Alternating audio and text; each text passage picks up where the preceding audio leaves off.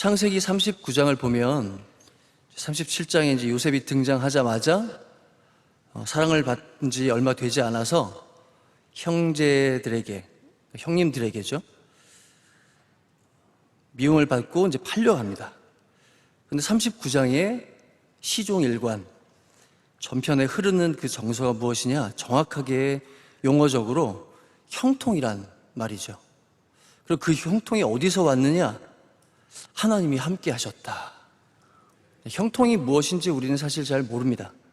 지난 시간 우리 담임 목사님을 통해서 잘 되게 하시는 것도 하나님의 은혜고 안 되게 하시는 것도 하나님의 은혜입니까? 라고 물을 수 있지만 그것조차도 하나님의 은혜라는 것을 우리는 잘 배웠습니다.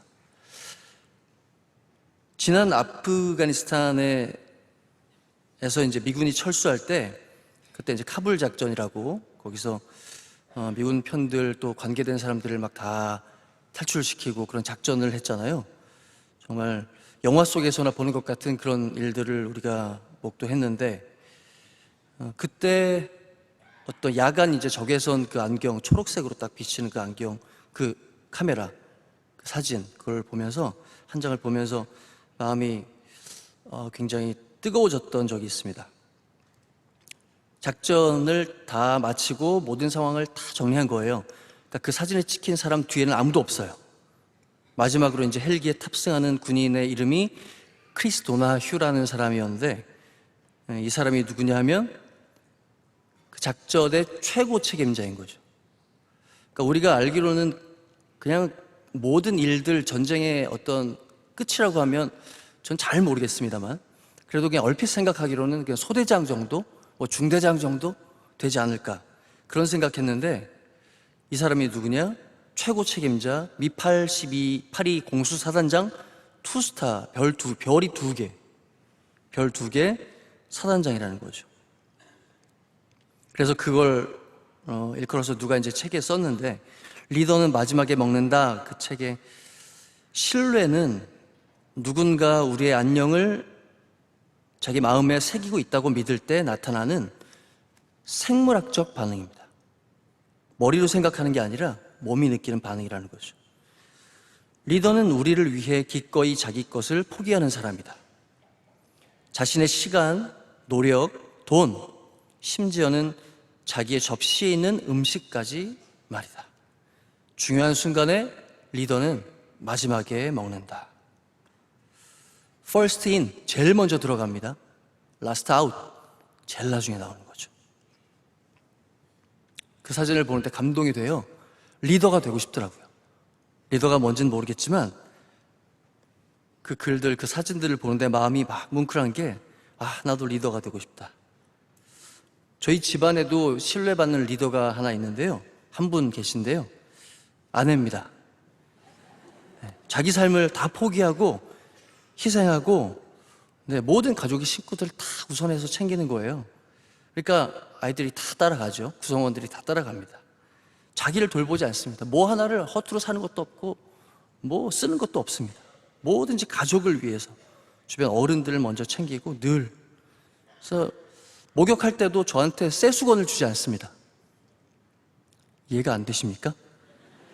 아이들 다 쓰고 난 다음에 그 수건을 저 쓰라고 주는 거예요. 그러니까 자기도 당연히 헌수건 쓰죠. 헌수건 쓰고 절대로 늘 아끼고, 왜냐하면 식구들이 많으니까 항상 가족의 전체를 위해서 생각을 하니까. 그래서 저도 조용히 이제 그냥 외쳐봅니다. 새 시대, 새형, 새 수건. 말하지 말라고 하여튼 어제는 새 수건을 줬는데 제가 오늘 한번 생각이 나서, 리더의 상으로 오늘 조명해보는 요셉, 그 요셉에 대해서 표현하기를 형통했다, 그렇게 표현을 하는데, 이 말을 성경 히브리 원어로 한번 찾아보면 마틀리아크라는 단어를 쓰고 있습니다. 마틀리아크. 히브리 말 인사 중에 베아틀라카 이런 말이 있거든요. 베아틀라카 하면 성공하세요, 형통하세요, 그런 뜻입니다. 성공하세요. 요셉이 만약에 이 모든 사건들을 다 겪고 하나님의 어떤 일들을 이루기 위한 어떤 선대선 리더라고 하면, 그러면 과연 그 리더로 하나님이 세우셨던 요셉은 형통한 사람이었을까요? 사랑받을수록 미움받고 꿈꿀수록 팔려가고 잘하고 잘해도 최선을 다해도 오히려 감옥 가고 힘써서 주변 사람들 다 도와주는데도 오히려 기억도 하지 못하고 배반당하는 그런 사람 요셉. 요셉은 과연 형통한 인생인지. 근데 성경을 읽으면서 참 신기했던 건 그 요셉에 대해서 요셉의 어떤 마음 상태나 이런 것들이 그래도 표현되지 않았을까? 그토록 고난당했던, 그토록 억울한 삶을 살았던 요셉인데 형들한테 미움을 받는데도 요셉이 원망하는 모습을 못 보겠는 거예요. 팔려가고 감옥에 갇히고 그렇게 힘이 든데도 낙심하거나 좌절하거나 그냥 에이 될 대로 되라, 그냥 막 사는 모습을 못 봤던 거죠. 남의 종인데 거기에서 무슨 정절을 지키고 무슨 하나님 앞에서 이런 얘기를 할 수가 있는지요. 그런데 그 말들이 그렇게 나오는 거예요. 하나님 앞에서. 총리가 된 후에도 내가 얼마나 그동안 고생했는데 너희들 한번 두고 봐라, 그런 식으로 뭔가를 막 복수하고 보복하는 일들을 충분히 그 생각이 안 났을 리가 없었을 텐데, 그리고 이제 능력이 있으니까 할 수 있을 텐데 하지 않았다는 거죠. 오히려 형님들 걱정하지 마십시오. 사람들의 마음을 헤아려 주는 거죠. 이 일이 오늘 이렇게 된 건 다 하나님의 섭리 때문입니다. 담임 목사님 프로비던스에 대해서 말씀하셨잖아요. 하나님의 섭리입니다. 하나님이 우리 형님들 앞서서, 우리 가족들 앞서서 오늘날 이 환난을 다 하나님 해결하시려고 저를 먼저 보내셨습니다. 이유가 무엇입니까? 그렇게 살 수 있는 이유가 무엇입니까? 내가 만약 괴로울 때면 내가 위로해 줄게. 내가 만약 서러울 때면 내가 눈물이 되리. 어두운 밤 험한 길 걸을 때 내가 너의 등불이 되리. 허전하고 쓸쓸할 때 내가 너의 벗 되리라. 나는 너의 영원한 형제야. 나는 너의 친구란다. 나는 너의 영원한 노래다. 내가 너의 기쁨이다. 잘 아시는 노래죠? 윤한기 목사님이 지으신, 그리고 윤복희 권사님이 부르셨던 이 노래의 원제목은 믿는 사람이라면 아마 처음 들으면 대번에 느낄 수 있는 하나님입니다. 하나님. 그런데 이제 세상 사람들 앞에서 하나님 그렇게 노래를 부를 수가 없으니까 거기다가 그 말을 대체할 수 있는 말 갖다 붙인 것이 여러분인데, 우리의 등불이 되고 우리의 노래가 되고 내가 괴롭고 외로울 때 나와 늘 함께 하시는 분 누가 되시겠습니까? 부모님도 어린 시절에 우리를 그렇게 사랑으로 길러주시지만 우리의 모든 것을 다 내주시지만 한계가 있죠. 끝까지 더 오래 사셔야 될 텐데, 더 능력으로 우리의 뒤를 봐주셔야 될 텐데 모자라십니다. 거기까지. 또 근처에 보면 우리 친구들도 있고, 또 우리가 힘을 다해서 기른다고 하는 우리 자녀들도 있고, 그렇게 우리를 다 동행하는 것 같지만 어느 순간 또 끝까지, 우리의 삶이 다하는 순간까지 우리를 동행할 수는 없습니다. 그 순간까지 끝까지 우리와 함께하는 분 오직 주님. 요셉이 그렇게 살 수 있었던 건 다른 누구 때문도 아니고 하나님 때문이라는 것이죠.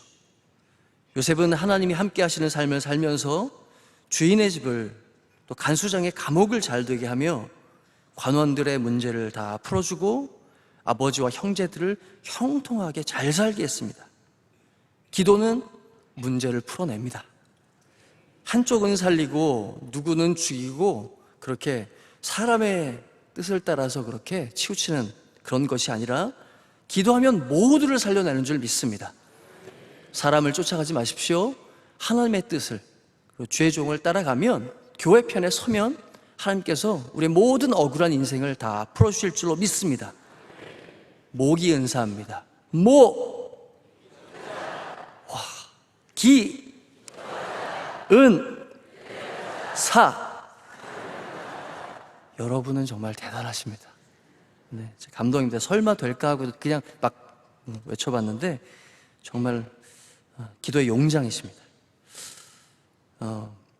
두 가지를 다 살리는 일.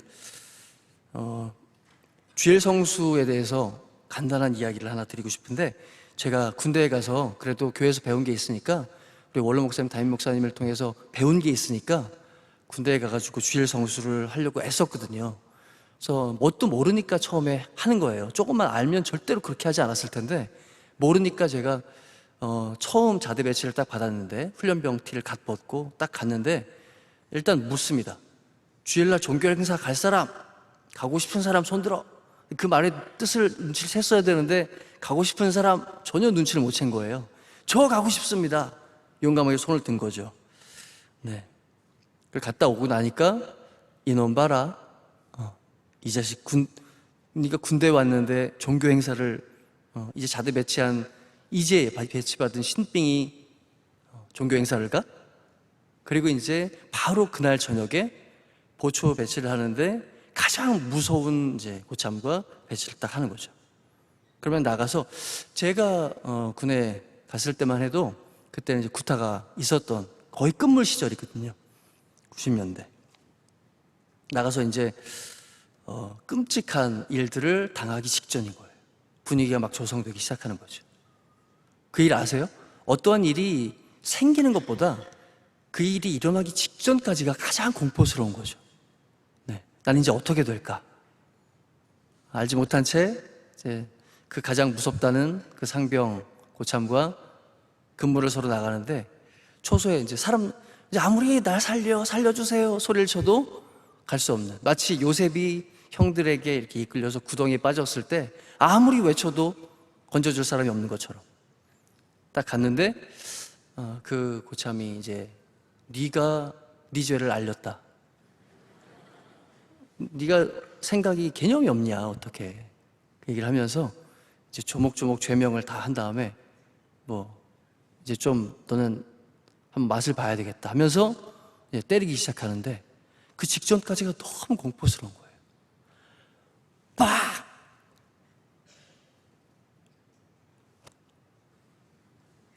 근데 이게 웬일이에요?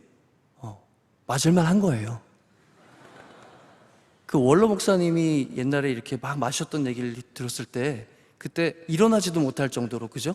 화장실도 못 가실 정도로 그 얘기를 우리 많이 듣고, 군대 안에서 또 얼마나 비참한 일들이 많이 일어나니까 정말 공포스러운 가운데 그 좁은 초소 안에서 아무도 주변에 없어요.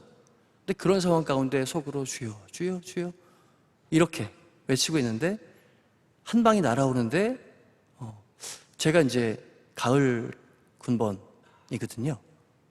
그런데 맞았는데 옷을 워낙 두껍게 입어서 그랬는지 퍽 했는데 그런데 생각보다 맞을만 해서, 근데 어쨌든 괜찮은데 하고 일어날 수는 없잖아요.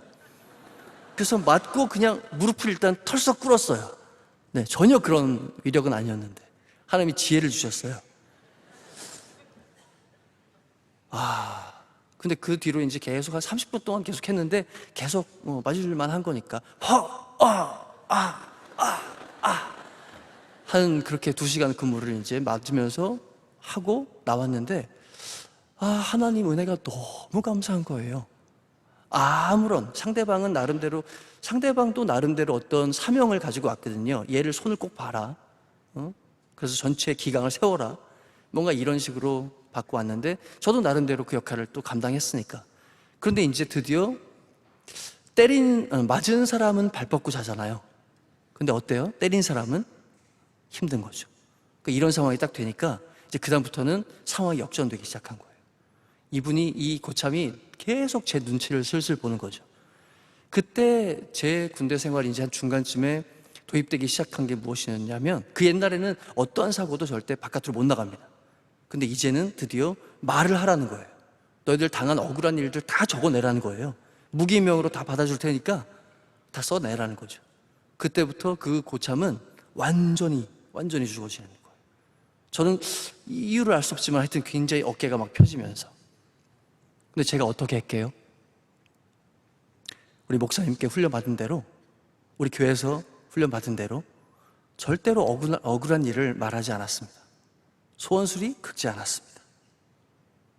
근데 그렇게 입을 딱 다물고 억울한 시간들을 쭉 지나가다 보니까 나중에 어떤 이야기를 듣게 되었냐면, 그 고참이 자기 입으로 직접 하는 말이, 너희들 교회 나가려고, 교회 나가? 뭐 예수님 믿어? 교회 나가려면 김윤호처럼 믿어. 와, 웬 말입니까? 웬 말입니까? 완전히 잘못하면 그냥 고문관으로 정말 그렇게 찢길 뻔한 그런 상황에서 하나님이 완전히 역전시키는 것을 경험하는 거죠. 내 믿음을 지키고 또 고참도 살리는 일, 하나님을 의지하면 내 지식과 또 내 어떤 해결 방법, 저 그 당시에 뭐 많은 분들, 아는 분들, 교회에 또 많은 분들 막 신경 써주시는 분들 계셨거든요. 그래서 한마디만 하면 어떻게든 막 만들 수 있을 것 같은 그런 상황이었거든요. 그런데 하나님이 제 입을 딱 막으시더라고요. 도와주시더라고요. 산만한 시대라고 이야기를 합니다. 데이터를 보니까 사람들이 하루 평균에 휴대폰 확인하는 걸 110번을 한대요. 100번이 넘습니다. 그리고 심지어 이제 퇴근 후에는 6초에 한 번꼴로 이걸 확인한답니다. 잠시도 가만히 있지 못하는 거죠. 그런데 이런 짧고 빈번한 소통이 뭐가 문제가 되느냐? 일단 집중력을 저하시킵니다. 초점 흐립니다. 생산성 말도 안 되죠. 안전까지도 침해한다는 거예요. 우리가 집중을 하지 못하니까 감당하는 일들이 수준이 너무 떨어진다는 거죠.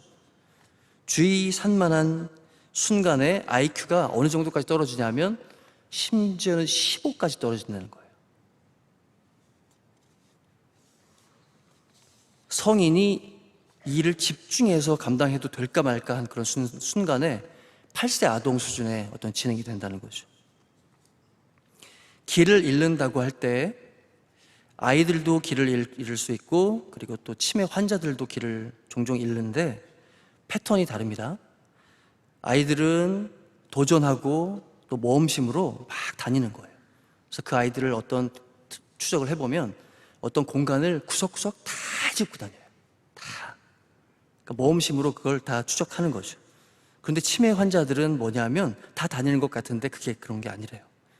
디렉트, 몇 가지 이제 그 패턴이 있는데, 첫 번째 디렉트, 다이렉트, 무조건 직진하는 겁니다.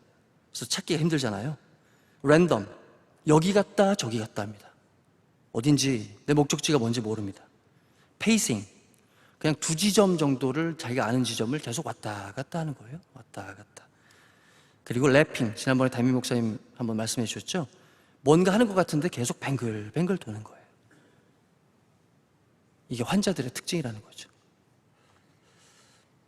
영적인 때가 됐습니다. 9월 특별 새벽 집회, 주님께서 우리에게 능력의 절기를 주신 줄로 믿습니다. 기도에 집중해야 됩니다.